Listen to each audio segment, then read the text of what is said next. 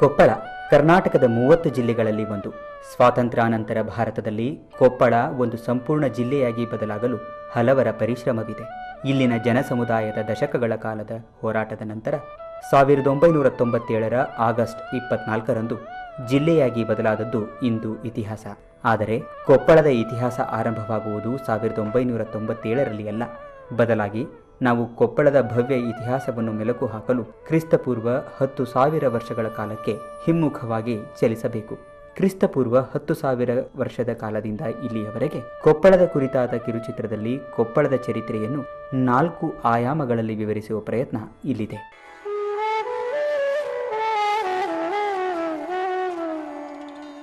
ಶಿಲಾಯುಗದ ಕಾಲ. ಕೊಪ್ಪಳ ಮೂಲತಃ ತಿರುಳ್ಗನ್ನಡ ನಾಡು, ಬಿಸಿಲ ನಾಡು, ಕರ್ನಾಟಕದ ನಾಗರಿಕತೆಯ ತೊಟ್ಟಿಲು ಎಂದು ಬಣ್ಣಿಸಲ್ಪಡುವ ಹೊಸಪೇಟೆಯ ಮತ್ತು ತುಂಗಭದ್ರಾ ತಟದಲ್ಲಿರುವ ಭೂಮಿ. ಇದನ್ನ ಪುರಾತನ ಕಾಲದಲ್ಲಿ ಚಿನ್ನದ ಭೂಮಿ ಎಂದು ಕರೆಯಲಾಗುತ್ತಿತ್ತು. ಕ್ರಿಸ್ತಪೂರ್ವ 10,000 ವರ್ಷದ ಕಾಲದಲ್ಲಿ ಇಲ್ಲಿನ ತುಂಗಭದ್ರಾ ತಟದಲ್ಲಿ ನಾಗರಿಕತೆ ಇತ್ತೆಂಬುದಕ್ಕೂ ಇದು ಕರ್ನಾಟಕದ ನಾಗರಿಕತೆಯ ತೊಟ್ಟಿಲು ಎಂಬುದಕ್ಕೂ ಹಲವು ಸಾಕ್ಷ್ಯಗಳು ದೊರೆತಿವೆ. ಅಲ್ಲದೆ ಇಂದಿನ ಕೊಪ್ಪಳದ ಸುತ್ತಮುತ್ತಲ ಪುರಾತನ ಕಾಲಗಳಲ್ಲಿ ಇಲ್ಲಿನ ಜನಜೀವನ ಸಾರುವ ಅನೇಕ ಕುರುಹಗಳು ಲಭಿಸುತ್ತವೆ. ಅದರಲ್ಲೊಂದು ಶಿಲಾಯುಗದ ಮಾನವ ಕಲ್ಗೋರಿಗಳು. ಕೊಪ್ಪಳದ ಮಳೆ ಮಲ್ಲೇಶ್ವರ ಬೆಟ್ಟ, ಗಂಗಾವತಿಯ ಹಿರೇಬೆಣಕಲ್ ಬೆಟ್ಟ ಮಾನವ ಕಲ್ಗೋರಿಗಳ ಪ್ರಮುಖ ಕುರುಹುಗಳು. ಇಲ್ಲಿ ನೂರಾರು ಕಲ್ಗೋರಿಗಳು ಈಗಲೂ ಸುಸ್ಥಿತಿಯಲ್ಲಿದ್ದು ಶಿಲಾಯುಗದ ಕೊಪ್ಪಳ ಇತಿಹಾಸವನ್ನ ಸಾರುತ್ತಿದೆ. ಆದರೆ ಕೆಲವು ನಿಧಿಗಳ್ಳರ ಆಸೆಗೆ ಇಂತಹ ಅಪೂರ್ವ ಕಲ್ಗೋರಿಗಳು ಇಂದು ಹಾಳಾಗುತ್ತಿರುವುದು ವಿಪರ್ಯಾಸ. ಇದರ ಜೊತೆಗೆ ಗವಿಮಠ, ಕುಷ್ಟಗಿ ತಾಲೂಕಿನ ತಾವರಗೇರ ಬಳಿಯ ಗುಡ್ಡ ಹಾಗೂ ಮಳೆ ಮಲ್ಲೇಶ್ವರ ಬೆಟ್ಟದ ಪಡಕಿನಲ್ಲಿರುವ ಗವಿವರ್ಣ ಚಿತ್ರಗಳು ಇಲ್ಲಿನ ನಾಗರಿಕತೆಗೆ ಇಂಬು ನೀಡುವ ಮತ್ತೊಂದು ಶಿಲಾಯುಗದ ಸಾಕ್ಷ್ಯ. ಇಲ್ಲಿನ ಬೆಟ್ಟದ ಸಾಲುಗಳಲ್ಲಿ ಶಿಲಾಯುಗದ ಮಾನವ ಚಿತ್ರಿಸಿರುವ ಜಿಂಕೆ, ಹುಲಿ, ಟಗರಿನ ಚಿತ್ರಗಳು ಸಾವಿರಾರು ವರ್ಷಗಳು ದಾಟಿಯೂ ಸುಸ್ಥಿತಿಯಲ್ಲಿವೆ. ಇವು ಇಲ್ಲಿನ ಭವ್ಯ ಇತಿಹಾಸಕ್ಕೆ ಮೂಲ ಸಾಕ್ಷಿಯಾಗಿವೆ.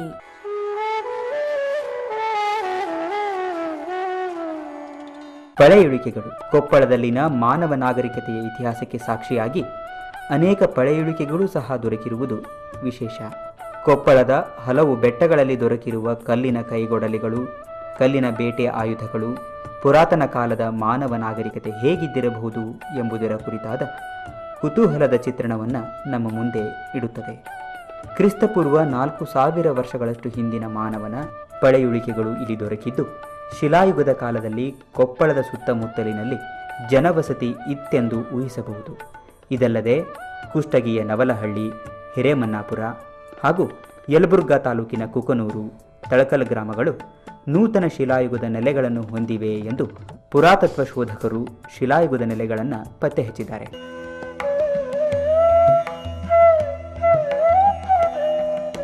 ಇದು ಕೊಪ್ಪಳದ ಕುರಿತಾದ ಶಿಲಾಯುಗ. ಪ್ರಾಚೀನ ಕಾಲದ ಇತಿಹಾಸವಾಗಿದ್ದು ಕೊಪ್ಪಳ ಕೇವಲ ನಾಗರಿಕತೆಯ ಭೂಮಿಯಾಗಿ ಮಾತ್ರ ಉಳಿದಿಲ್ಲ, ಬದಲಾಗಿ ನಾಗರಿಕತೆಯ ನಂತರ ಪ್ರಭುತ್ವಗಳು ಉದಯವಾದ ಕಾಲದಲ್ಲೂ ಕೊಪ್ಪಳ ಎಂಬುದು ಪ್ರಭುತ್ವ ಸಾಧಿಸಿದವರ ನೆಚ್ಚಿನ ತಾಣ ಎಂಬುದು ಸಹ ಇಲ್ಲಿ ಬಹುಮುಖ್ಯವಾದ ವಿಚಾರವಾಗಿದೆ. ಕಾರಣ ಕೊಪ್ಪಳ ಭೌಗೋಳಿಕವಾಗಿ ಗಿರಿಕಂದರಗಳ ನಾಡಾಗಿದ್ದು ಕೋಟೆ ಕೊತ್ತಲುಗಳನ್ನ ನಿರ್ಮಿಸಿ ಪ್ರಭುತ್ವಗಳು ತಮ್ಮನ್ನು ರಕ್ಷಿಸಿಕೊಳ್ಳಲು ಇದು ನೆಚ್ಚಿನ ತಾಣ ಎಂಬುದರಲ್ಲಿ ಎರಡು ಮಾತಿಲ್ಲ.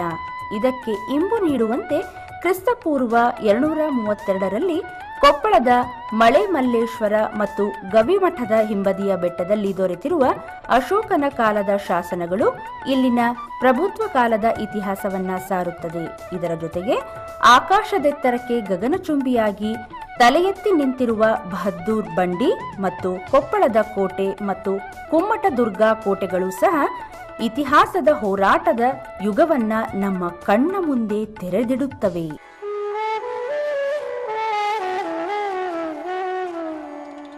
ಕೊಪ್ಪಳ ಕೋಟೆ. ಕೊಪ್ಪಳದ ಕೇಂದ್ರ ಭಾಗದಲ್ಲಿಯೇ ಇರುವ ಈ ಕೋಟೆ ಗಿರಿ ದುರ್ಗಗಳ ನಿರ್ಮಾಪಕರೆಂದು ಇತಿಹಾಸದಲ್ಲಿ ಗುರುತಿಸಿಕೊಂಡಿರುವ ಬಾದಾಮಿ ಚಾಲುಕ್ಯರ ಕಾಲದಲ್ಲಿ ನಿರ್ಮಿಸಲಾಗಿದ್ದು ಎಂಬುದು ಸಂಶೋಧಕರ ವಾದ. ಕೊಪ್ಪಳದ ಕೋಟೆಗೆ 8ನೇ ಶತಮಾನದಲ್ಲಿ ಬಾದಾಮಿ ಚಾಲುಕ್ಯರ ಪ್ರಸಿದ್ಧ ದೊರೆ ಇಮ್ಮಡಿ ಪುಲಿಕೇಶಿಯ ಕಾಲದಲ್ಲಿ ಅಸ್ಥಿಭಾರ ಹಾಕಿರಬಹುದು ಎಂಬುದು ಇತಿಹಾಸ ತಜ್ಞರ ವಾದ.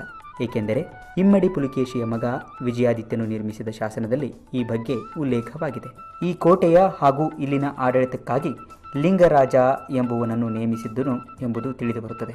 ತದನಂತರದ ಕಾಲದಲ್ಲಿ ಪ್ರಭುತ್ವಗಳು ಬದಲಾದಂತೆ ಈ ಕೋಟೆ ರಾಷ್ಟ್ರಕೂಟರು, ಕಲ್ಯಾಣದ ಚಾಲುಕ್ಯರು, ಬಹುಮನಿ ಸುಲ್ತಾನರು, ಮರಾಠರ ಆಳ್ವಿಕೆಗೆ ಒಳಪಟ್ಟು ನಂತರ ಹೈದರಾಲಿ, ಟಿಪ್ಪು ಸುಲ್ತಾನರ ಕೈ ಸೇರಿತೆಂಬುದು ತಿಳಿದುಬರುತ್ತದೆ.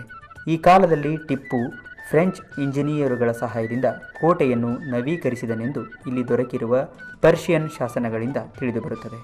ಬ್ರಿಟಿಷ್ ಅಧಿಕಾರಿ ಮಾಲ್ಕಮ್ ಎಂಬುವನು ಕೊಪ್ಪಳದ ಕೋಟೆಯನ್ನು ಭಾರತದ ಅಭೇದ್ಯ ಕೋಟೆಗಳಲ್ಲಿ ಒಂದು ಎಂದು ಬಣ್ಣಿಸಿರುವುದರಲ್ಲಿ ಯಾವುದೇ ಅತಿಶಯೋಕ್ತಿಯಲ್ಲ. ಇನ್ನು ಕರ್ನಾಟಕದಲ್ಲಿ, ಅದರಲ್ಲೂ ಉತ್ತರ ಕರ್ನಾಟಕದ ಮಟ್ಟಿಗೆ ಸ್ವಾತಂತ್ರ್ಯ ಹೋರಾಟದ ಕಿಡಿ ಹೊತ್ತಿಸಿದ ಹಮ್ಮಿಗಿಯ ಕೆಂಚಪ್ಪ ದೇಸಾಯಿ ಮತ್ತು ಮುಂಡ್ರಗಿ ಭೀಮರಾಯರು 1758 ಮೇ 30 ಹಾಗೂ 31 ಬ್ರಿಟಿಷರ ವಿರುದ್ಧ ಹೋರಾಡುತ್ತಾ ಹುತಾತ್ಮರಾದದ್ದು ಈ ಕೋಟೆಯಲ್ಲಿಯೇ ಎಂದು ಇತಿಹಾಸ ಹೇಳುತ್ತದೆ.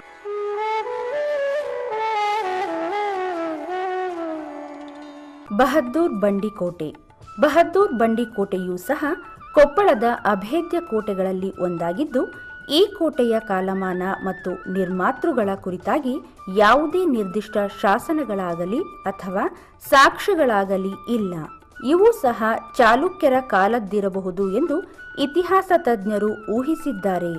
ಈ ಕೋಟೆಯೂ ಸಹ ಅನೇಕ ಪ್ರಭುತ್ವಗಳ ಕೈಲಿ ಬದಲಾಗಿದ್ದು 1775 ಸುಮಾರಿಗೆ ಈ ಕೋಟೆ ಹೈದರಾಲಿ ಮತ್ತು ಟಿಪ್ಪು ಸುಲ್ತಾನರ ವಶಕ್ಕೆ ಬಂದವು.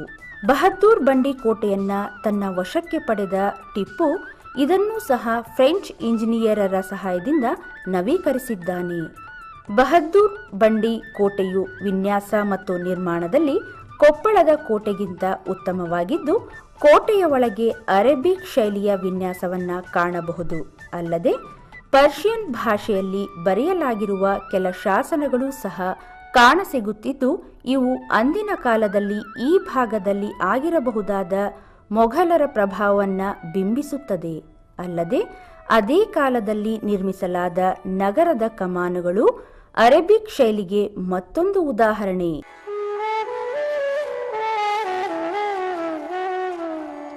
ಕುಮ್ಮಟದುರ್ಗ. ಕರ್ನಾಟಕ ಮತ್ತು ಕೊಪ್ಪಳದ ಇತಿಹಾಸದಲ್ಲಿ ಕುಮ್ಮಟದುರ್ಗದ ಸ್ಥಾನ ಹಿರಿದು. ಕುಮ್ಮಟದುರ್ಗದ ಮೂಲ ಪುರುಷ ಮುಮ್ಮಡಿಯ ಸಿಂಗನಾಯಕ. ಈತನ ಮಗನೇ ಕಂಪಿಲರಾಯ. ಆದರೆ ಕುಮ್ಮಟದುರ್ಗದ ಇತಿಹಾಸದ ಮೆರುಗು ಹೆಚ್ಚುವುದು ಗಂಡುಗಲಿ ಕುಮಾರರಾಮನ ಕಾಲದಲ್ಲಿ. ಕುಮಾರರಾಮನ ಇತಿಹಾಸದ ಕುರಿತಾದ ಚಲನಚಿತ್ರವೊಂದು ಕನ್ನಡದಲ್ಲಿ ನಿರ್ಮಾಣವಾಗಿರುವುದನ್ನು ನಾವಿಲ್ಲಿ ಸ್ಮರಿಸಬಹುದು.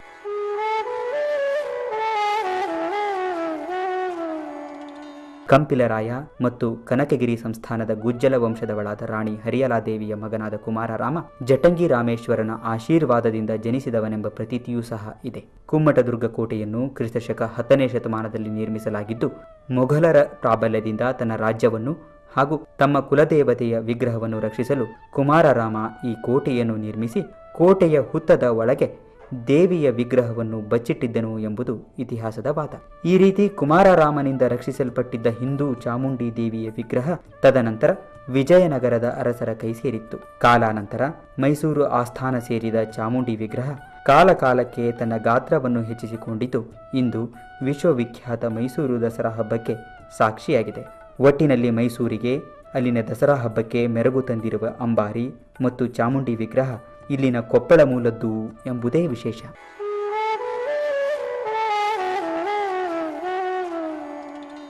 ಆನೆಗೊಂದಿ ಸಾಮ್ರಾಜ್ಯ. ಆನೆಗೊಂದಿ ಸಂಸ್ಥಾನವನ್ನ ವಿಜಯನಗರ ಸಾಮ್ರಾಜ್ಯದ ಮಾತೃಸ್ಥಾನವೆಂದು ಕರೆಯಲಾಗುತ್ತದೆ. ಕ್ರಿಸ್ತಶಕ 6ನೇ ಶತಮಾನದಲ್ಲಿ ಪ್ರವರ್ಧಮಾನಕ್ಕೆ ಬಂದ ಈ ಸಂಸ್ಥಾನ ಭಾರತ ಸ್ವಾತಂತ್ರ್ಯಗೊಂಡ ನಂತರ ಭಾರತದೊಳಗೆ ವಿಲೀನವಾಗುವವರೆಗೂ ರಾಜ್ಯವಾಳಿದ್ದು ನಮ್ಮ ಕಣ್ಣೆದುರೇ ಇದೆ. ಆನೆಗೊಂದಿಯನ್ನ ರಾಜಧಾನಿಯನ್ನಾಗಿಸಿಕೊಂಡು ಆರಂಭವಾದ ವಿಜಯನಗರ ಸಾಮ್ರಾಜ್ಯ ಬುಕ್ಕನ ಕಾಲದಲ್ಲಿ ರಾಜಧಾನಿ ಆನೆಗೊಂದಿಯಿಂದ ಹಂಪಿಗೆ ಬದಲಾಯಿಸಲಾಗಿತ್ತು. ರಾಮಾಯಣ ಕಾಲದ ಕಿಷ್ಕಿಂದೆ, ಋಷ್ಯಮುಖ ಪರ್ವತ, ಅಂಜನಾದ್ರಿ ಬೆಟ್ಟ ಇಲ್ಲಿನ ಪೌರಾಣಿಕ ಕ್ಷೇತ್ರವಾಗಿದ್ದು ಆನೆಗೊಂದಿ ಸಾಮ್ರಾಜ್ಯಕ್ಕೆ ಕಳಶ ಎಂದರೆ ತಪ್ಪಾಗಲಾರದು.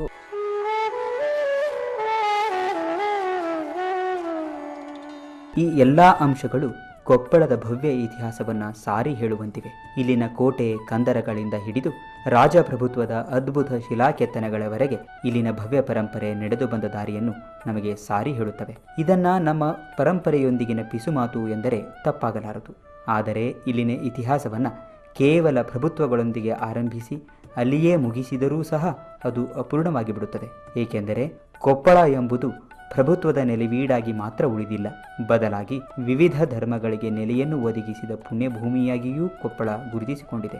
ಅದಕ್ಕೆ ಇಂಬು ನೀಡುವಂತೆ ಇಲ್ಲಿ ಬೌದ್ಧ, ಜೈನ ಸ್ತೂಪಗಳು, ಬಸದಿಗಳು ಹಾಗೂ ಗವಿಮಠ ಸಾಕ್ಷಿಯಾಗಿವೆ.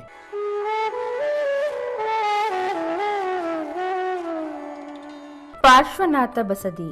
ಕೊಪ್ಪಳ ಕೋಟೆಯ ಹೃದಯ ಭಾಗದಲ್ಲಿ ಪಾರ್ಶ್ವನಾಥ ಬಸದಿ ಇದೆ. ಕೊಪ್ಪಳದಲ್ಲಿ 772 ಬಸದಿಗಳಿದ್ದವೆಂಬ ಪ್ರತೀತಿ ಇದೆ. ಶಾಂತಲೆಯರ ಬಸದಿ, ಜಯಧೀರ ಬಸದಿ, ಚಂದ್ರನಾಥ ಬಸದಿ, ಅರಸಿಯರ ಬಸದಿ, ತೀರ್ಥ ಬಸದಿ, ತಿಮ್ಮಬ್ಬರಸಿ ಬಸದಿ, ನೇಮಿನಾಥ ಬಸದಿ, ಪುಷ್ಪದತ್ತ ಬಸದಿ, ಹೀಗೆ ಕೊಪ್ಪಳ ಹಲವು ಬಸದಿಗಳ ಆಗರವಾಗಿತ್ತು. ಆದರೆ ಈಗ ಉಳಿದಿರುವುದು ಕೇವಲ ಪಾರ್ಶ್ವನಾಥ ಬಸದಿ ಮಾತ್ರ. ಲಂಬಾಣಿ ಸಂಸ್ಕೃತಿಯ ಮೆರಗಿನ ಸೇವಾಲಾಲ್ ಹೋಳಿಕಟ್ಟೆ. ಕೊಪ್ಪಳದಲ್ಲಿ ಸೇವಾಲಾಲ್ ಕಟ್ಟೆ ಎಂದು ಕರೆಯಲ್ಪಡುವ ಈ ಕಟ್ಟೆಯು ಲಂಬಾಣಿ ಜನಾಂಗದ ಸಂಸ್ಕೃತಿಗೆ ಮೆರಗು ತರುವ ಕಟ್ಟೆ. ಇಲ್ಲಿ ಸುಮಾರು 400 ವರ್ಷಗಳ ಹಿಂದಿನಿಂದಲೂ ಹೋಳಿ ಹಬ್ಬವನ್ನು ಆಚರಿಸುತ್ತಿರುವುದರಿಂದ ಇದನ್ನು ಸೇವಾಲಾಲ್ ಹೋಳಿಕಟ್ಟೆ ಎಂದು ಕರೆಯಲಾಗುತ್ತದೆ. ಈ ಕಟ್ಟೆಯನ್ನು ಅನೇಕ ಮೂರ್ತಿಗಳಿಂದ ನಿರ್ಮಿಸಿರುವುದು ವಿಶೇಷ.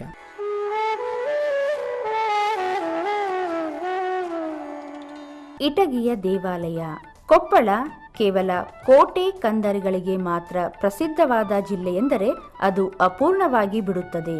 ಏಕೆಂದರೆ ಕರ್ನಾಟಕದ ವಾಸ್ತುಶಿಲ್ಪದ ತೊಟ್ಟಿಲು ಎಂದು ಕರೆಯಲ್ಪಡುವ ಹೊಯ್ಸಳರ ವಾಸ್ತುಶಿಲ್ಪಗಳನ್ನು ನಾಟಿಸಬಲ್ಲಂತಹ ಶಿಲ್ಪಕಲೆಗಳನ್ನ ನಾವಿಲ್ಲಿ ಕಾಣಬಹುದಾಗಿದೆ. ದೇವಾಲಯಗಳ ಚಕ್ರವರ್ತಿ ಎಂಬ ಬಿರುದಾಂಕಿತ ಇಟಗಿಯ ಮಹದೇವ ದೇವಾಲಯ ಇದಕ್ಕೊಂದು ಸ್ಪಷ್ಟ ಉದಾಹರಣೆ. ಯಲಬುರ್ಗಾ ತಾಲೂಕಿನ ಇಟಗಿ ದೇವಾಲಯ ಕ್ರಿಸ್ತಶಕ 12ನೇ ಶತಮಾನದ ಆದಿಯಲ್ಲಿ ಕಲ್ಯಾಣಿ ಚಾಲುಕ್ಯರ ಪ್ರಸಿದ್ಧ ದೊರೆ 6ನೇ ವಿಕ್ರಮಾದಿತ್ಯ ಚಕ್ರವರ್ತಿಯು ಈ ದೇವಾಲಯವನ್ನ ಕಟ್ಟಿಸಿದ್ದನು ಎಂಬುದು ಇಲ್ಲಿನ ಶಾಸನಗಳಿಂದ ತಿಳಿದುಬರುತ್ತದೆ. ದೇವಾಲಯಗಳ ಚಕ್ರವರ್ತಿ ಎಂಬ ಹೆಸರಿಗೆ ತಕ್ಕಂತೆ ಇಡೀ ದಕ್ಷಿಣ ಭಾರತದಲ್ಲಿ ಬೇಲೂರು ಮತ್ತು ಹಳೆಬೀಡನ್ನ ಹೊರತುಪಡಿಸಿ ಇಂತಹ ನೈಪುಣ್ಯದ ಕೆತ್ತನೆಗಳು ಬೇರೆಲ್ಲೂ ಇಲ್ಲ ಎಂಬುದು ವಿಶೇಷ. ಇನ್ನು ಶಿಲ್ಪಕಲೆಗೆ ಹೆಸರಾದ ಬೇಲೂರು ಚೆನ್ನಕೇಶವ ದೇವಾಲಯದ ಶಿಲಾಬಾಲಿಕೆಯರ ಮೊದಲ್ಗೊಂಡು ಎಲ್ಲಾ ಕೆತ್ತನೆಯ ಮೂಲ ಪ್ರಯೋಗ ಇಲ್ಲಿನ ಇಟಗಿಯ ದೇವಾಲಯದಿಂದಲೇ ಆರಂಭವಾಗಿದ್ದು, ಈ ದೇವಾಲಯವನ್ನ ನಿರ್ಮಿಸಿದ ಶಿಲ್ಪಿಗಳೇ ಬೇಲೂರು ಹಳೆಬೀಡು ದೇವಾಲಯಗಳನ್ನು ಸಹ ತದನಂತರ ಕಾಲದಲ್ಲಿ ನಿರ್ಮಿಸಿದರು ಎಂಬುದು ಇತಿಹಾಸ. ಇದಲ್ಲದೆ ಇಟಗಿ ಪ್ರಾಚೀನ ಕಾಲದ ವಿದ್ಯಾ ಕೇಂದ್ರವಾಗಿದ್ದು ಅಗ್ರಹಾರವೆಂದೇ ಪ್ರಸಿದ್ಧವಾಗಿದ್ದು ಇದರ ತಲೆಗೆ ಇತಿಹಾಸದ ಮತ್ತೊಂದು ಗರಿಯಾಗಿದೆ.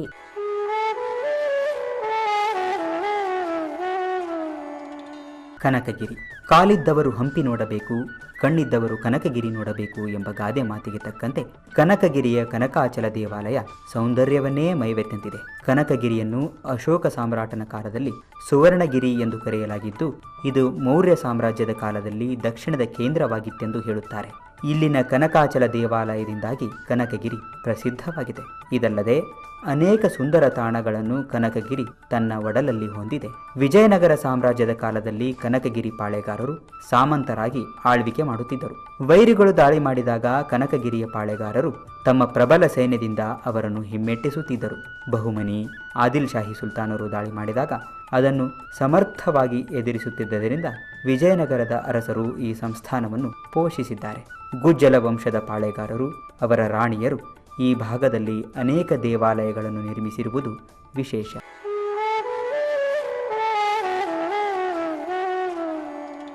ಪುರದ ಕೋಟಿಲಿಂಗ. ಭಾರತದಲ್ಲಿ ಲಿಂಗ ಪೂಜೆ ಸಿಂಧೂ ಬಯಲಿನ ನಾಗರಿಕತೆಯ ಕಾಲದಿಂದ ಕಂಡುಬಂದಿದ್ದರೂ ಕರ್ನಾಟಕದ ಮಟ್ಟಿಗೆ ಲಿಂಗ ಪೂಜೆ ಹೆಚ್ಚಾಗಿ ಆಚರಿಸಲ್ಪಡುತ್ತಿದ್ದುದು ಶೈವ ಪರಂಪರೆಯ ಕಾಲದಲ್ಲಿ ಎಂಬುದು ಎಲ್ಲರಿಗೂ ತಿಳಿದಿರುವ ವಿಚಾರ. ಕರ್ನಾಟಕದ ಮೇಲೆ ಕಾಶ್ಮೀರ, ತಮಿಳುನಾಡು, ಆಂಧ್ರಪ್ರದೇಶದ ಶೈವ ಪರಂಪರೆಯ ಶಿವಭಕ್ತಿಯ ಪ್ರಭಾವವು ಇಲ್ಲಿ ಲಿಂಗ ಪೂಜೆ ಆಚರಣೆಗೆ ಬರಲು ಬಹುದೊಡ್ಡ ಕಾರಣವಾಗಿದೆ. ಕುಷ್ಟಗಿ ತಾಲೂಕಿನ ಪುರ ಒಂದು ಪ್ರಾಚೀನ ಶೈವ ಕೇಂದ್ರ. ಇಲ್ಲಿ ಓಹಿಲೇಶ್ವರನೆಂಬ ಶಿವಭಕ್ತನಿದ್ದ ಕಾರಣ ಈ ಊರನ್ನು ಓಹಿಲಪುರವೆಂದು ಕರೆಯುತ್ತಿದ್ದುದಾಗಿ ಪುರದ ಸೋಮೇಶ್ವರ ದೇವಸ್ಥಾನದ ಶಾಸನವೊಂದು ತಿಳಿಸುತ್ತದೆ. ಇದೊಂದು ನೆಲಮಾಳಿಗೆಯ ದೇವಸ್ಥಾನವಾಗಿದ್ದು ಕೋಟಿಲಿಂಗಗಳು ಇಲ್ಲಿವೆ ಎಂದು ಹೇಳುತ್ತಾರೆ. ಸ್ಥಳೀಯ ಪುರಾಣಗಳ ಪ್ರಕಾರ ಹಲವಾರು ನಂಬಿಕೆಗಳು ಇಲ್ಲಿದ್ದು, ವಿಜಯನಗರ ಕಾಲದ ಅರಸರಾದ ವೀರಪ್ರತಾಪ ದೇವರಾಯ, ಸದಾಶಿವರಾಯ ಕಾಲದಲ್ಲಿ ಈ ದೇವಾಲಯ ಹಲವಾರು ದಾನ ದತ್ತಿಗಳನ್ನ ಪಡೆದುದಾಗಿ ಇಲ್ಲಿನ ಶಾಸನಗಳು ತಿಳಿಸುತ್ತವೆ.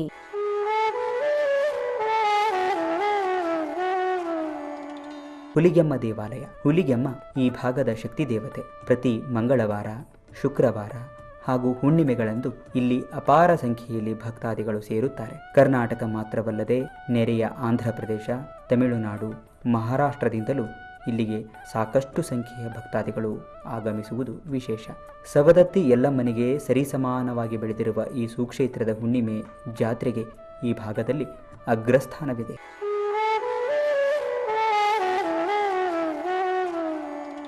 ವಿಜಯಲಕ್ಷ್ಮಿ ದೇವಾಲಯ.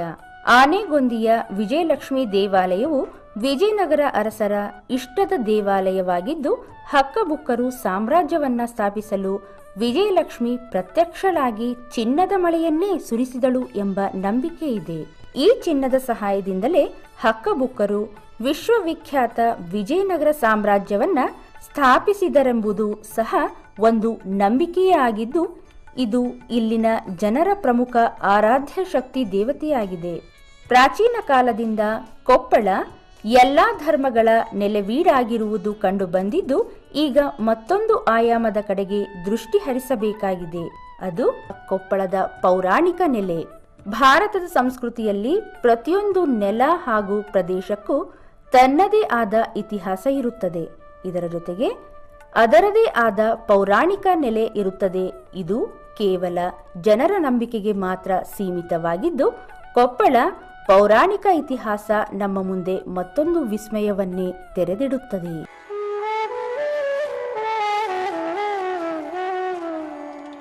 ಇಂದ್ರಕೀಲ ಪರ್ವತ. ಇಂದ್ರಕೀಲ ಪರ್ವತವು ಇತಿಹಾಸವನ್ನು ಬದಿಗುತ್ತಿದ ಹಿಂದೂಗಳ ಪೌರಾಣಿಕ ಕ್ಷೇತ್ರ. ಇದು ಐತಿಹಾಸಿಕ ಕ್ಷೇತ್ರ ಎಂಬುದಕ್ಕಿಂತ ಪೌರಾಣಿಕ ಕ್ಷೇತ್ರ ಎಂಬುದು ಹೆಚ್ಚು ಸಮಂಜಸವಾದದ್ದು.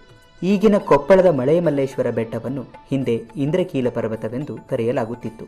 ಮಹಾಭಾರತ ಕಾಲದಲ್ಲಿ ಮಧ್ಯಮ ಪಾಂಡವನಾದ ಅರ್ಜುನನು ಇದೇ ಬೆಟ್ಟದಲ್ಲಿ ಕುಳಿತು ತಪಸ್ಸು ಮಾಡಿದನೆಂದು, ಇಲ್ಲಿ ಆತನು ಪೂಜಿಸಲೆಂದು ಸ್ಥಾಪಿಸಿದ ಲಿಂಗವೇ ಮಳೆ ಮಲ್ಲಪ್ಪನೆಂದು ಸಾರಿರುವುದು ನಮಗೆ ಪುರಾಣದಿಂದ ತಿಳಿದು ಬರುತ್ತದೆ.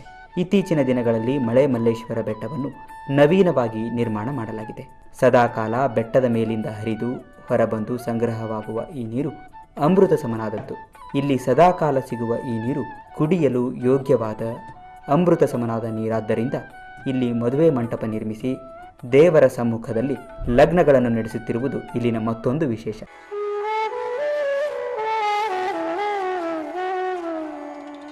ಅಂಜನಾದ್ರಿ ಪರ್ವತ.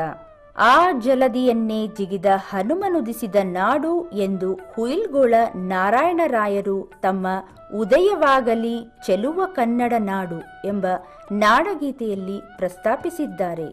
ಆನೆಗೊಂದಿ ರಾಜರ ಆಳ್ವಿಕೆ ಪ್ರಸಿದ್ಧ ಸಂಸ್ಥಾನವಾದರೂ ನಮ್ಮ ಪುರಾಣದಲ್ಲಿ ಇದಕ್ಕೆ ತನ್ನದೇ ಆದ ಸ್ಥಾನಮಾನವಿದೆ. ರಾಮಾಯಣ ಕಾಲದ ಪ್ರಮುಖ ಸ್ಥಳ ಅಲ್ಲದೆ ಆಂಜನೇಯನ ಜನನ ಸ್ಥಾನವೆಂಬ ಕೀರ್ತಿ ಆನೆಗೊಂದಿಯದ್ದು. ಇನ್ನು ಅಂಜನಾದ್ರಿ ಪರ್ವತ, ಋಷ್ಯಮುಖ ಪರ್ವತಗಳು ಹನುಮಂತ, ವಾಲಿ, ಸುಗ್ರೀವ, ಅಂಗದರು ಆಳಿದ ಕಿಷ್ಕಿಂಧೆ ಎಂಬುದಕ್ಕೆ ಸಾಕ್ಷಿಯಾಗಿದೆ. ಇವು ಸತ್ಯ ಎಂಬುದನ್ನು ಕೆಲವು ಸಂಶೋಧನೆಗಳು ದೃಢಪಡಿಸಿವೆ.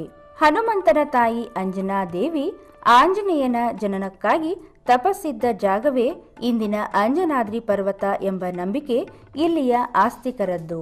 ಆಂಜನೇಯನ ಜನನದ ನಂತರ ಆಕೆಯ ಸ್ನಾನಕ್ಕಾಗಿ ತುಂಗಭದ್ರೆಯನ್ನ ತಿರುಗಿಸಿದ್ದು ಅದನ್ನ ಇಂದು ಹನುಮಂತನ ಸೆಳುವು ಎಂದು ಕರೆಯುತ್ತಾರೆ.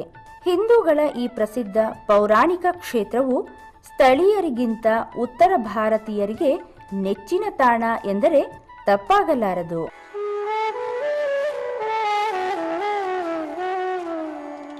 ಪಂಪಾ ಸರೋವರ. ಪಂಪಾ ಸರೋವರ ಆನೆಗುಂದಿ ಸಂಸ್ಥಾನದ ಮುಕುಟಪ್ರಾಯ ಎಂದರೆ ಅದು ಅತಿಶಯೋಕ್ತಿಯಲ್ಲ. ಈ ಪಂಪಾ ಸರೋವರವನ್ನು ಸಾಕ್ಷಾತ್ ಬ್ರಹ್ಮನೇ ಸೃಷ್ಟಿಸಿದ ಎಂಬ ನಂಬಿಕೆ ಇದೆ. ಪಾರ್ವತಿ ಗಿರಿಜೆಯಾಗಿ ಹುಟ್ಟಿ ಇದೇ ಪಂಪಾ ಸರೋವರದಲ್ಲಿ ತಪಸ್ಸು ಮಾಡಿದಳೆಂದು ಶಿವನು ಅವಳ ಉಗ್ರ ತಪಸ್ಸಿಗೆ ಒಲಿದು ವರಿಸಿದನೆಂಬುದು ಸ್ಥಳೀಯರ ನಂಬಿಕೆ.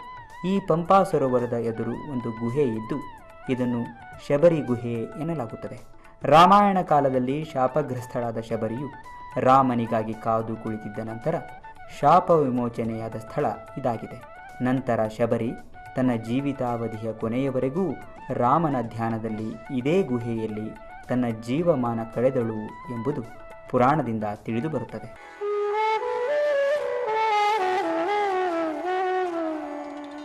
ಈ ರೀತಿಯಾಗಿ ಪುರಾತನ ಕಾಲದಿಂದ ಇಂದಿನ ಗಣರಾಜ್ಯದವರೆಗೆ ತನ್ನದೇ ಆದ ವೈಶಿಷ್ಟ್ಯವನ್ನ ಹೊಂದಿರುವ ಶ್ರೀಮಂತ ಇತಿಹಾಸವಿರುವ ಕೊಪ್ಪಳ ಭಾರತದ ಸ್ವಾತಂತ್ರ್ಯ ಸಂಗ್ರಾಮದಲ್ಲೂ ತನ್ನದೇ ಆದ ಕೊಡುಗೆ ನೀಡಿದೆ. 1857ರ ಮೊದಲ ಸ್ವಾತಂತ್ರ್ಯ ಸಂಗ್ರಾಮದಲ್ಲಿ ಇಲ್ಲಿನ ಸ್ವಾತಂತ್ರ್ಯ ಹೋರಾಟಗಾರರ ಪಾಲೂ ಇದ್ದು, ಅದರ ನೆನಪಿಗಾಗಿ ಸ್ವಾತಂತ್ರ್ಯ ನಂತರ 1947ರ ಆಗಸ್ಟ್ 15ರಂದು ನಗರದ ಕೇಂದ್ರ ಭಾಗದಲ್ಲಿ ಒಂದು ಅಶೋಕ ಸ್ತಂಭವನ್ನ ನಿರ್ಮಿಸಿದ್ದು, ಈ ಸ್ಮಾರಕದಲ್ಲಿ ಸ್ವಾತಂತ್ರ್ಯ ಹೋರಾಟಗಾರರಾದ ಮುಂಡರ್ಗಿ ಭೀಮರಾಯ ಹಾಗೂ ಹಮ್ಮಿಗಿ ಕೆಂಚಪ್ಪ ದೇಸಾಯಿಯವರು ಹುತಾತ್ಮರಾದ ವಿಷಯವನ್ನ ತಿಳಿಸಲಾಗಿದೆ.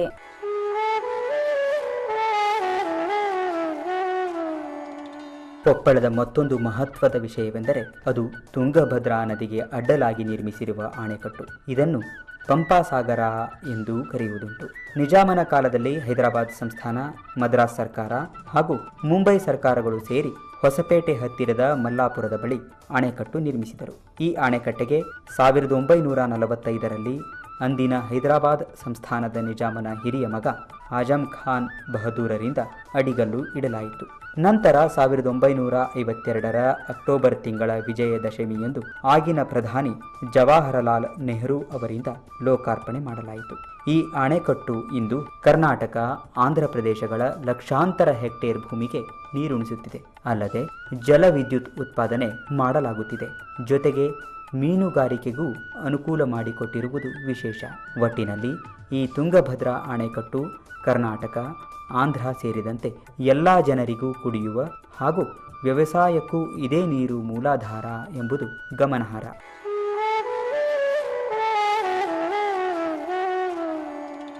ಇಂದು ಕೊಪ್ಪಳ ಕರ್ನಾಟಕದ ಒಂದು ಅವಿಭಾಜ್ಯ ಅಂಗವಾಗಿದ್ದರೂ ಸಹ ಹಿಂದೆ ಹೈದರಾಬಾದ್ ಕರ್ನಾಟಕದ ಹಿಡಿತದಲ್ಲಿತ್ತು. ಸುಮಾರು 1997ರವರೆಗೂ ಜಿಲ್ಲೆಯಾಗಿ ರೂಪುಗೊಳ್ಳುವ ತನಕ ಇಲ್ಲಿನ ಜನರ ಕನಸು ನನಸಾಗಿರಲೇ ಇಲ್ಲ. ಅದು ಅಷ್ಟು ಸುಲಭ ಸಾಧ್ಯವಾಗಿರಲಿಲ್ಲ.